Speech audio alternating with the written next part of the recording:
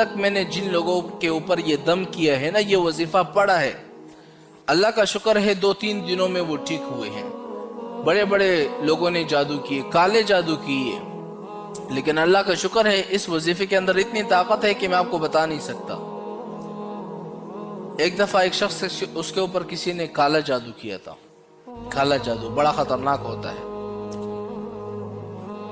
بہت عاملوں کے پاس گیا، پیسے خرچ کیے، لیکن ٹھیک ہی نہیں ہو پا رہے۔ میرے پاس آیا، اللہ کا شکر ہے میں نے اس کے اوپر یہ وظیفہ صرف ایک دفعہ اس کے اوپر پڑا، دم کیا، میں نے پانی دم کر کے دے دیا، اگلے ہفتے میں ماشاءاللہ وہ بالکل ٹھیک ٹھاک ہو گیا، سارا کالا جادو ختم ہو گیا۔ اب وجہ کیا ہے کہ اس وظیفے کے اندر اتنی طاقت موجود ہے، میں آپ کو بتا نہیں سکتا۔ اگر آپ کے گھروں میں جادو ہو چکے ہیں، کالے جادو ہو چکے ہیں، سب سے بڑا جادوگر بھی آپ کے پاس آ جائے نا، اس وظیفے کو کر لو، آپ کے اوپر کوئی جادو کا اثر نہیں ہوگا۔ نوٹ کر لے اب وہ وظیفہ کون سا ہے۔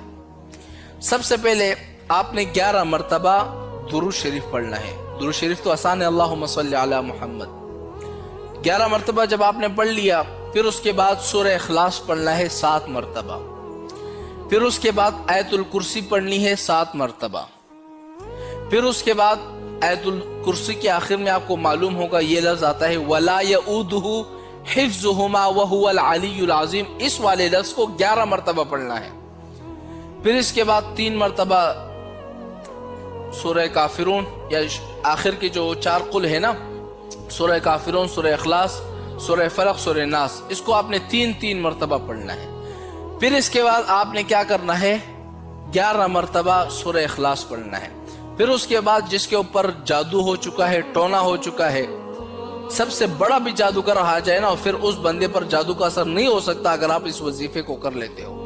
جس کے اوپر جادو ہو چکا ہے، یہ وظیفہ پڑھ کر اس پر دم کرو، پانی دم کر کے اس کو پلا دو، انشاءاللہ ایک دن کے اندر میں آپ کو گارنٹی دیتا ہوں سارا جادو مادو ختم۔ وظیفے کے اندر اتنی طاقت ہے، اس وظیفے کے اندر آپ اندازہ نہیں لگا سکتے۔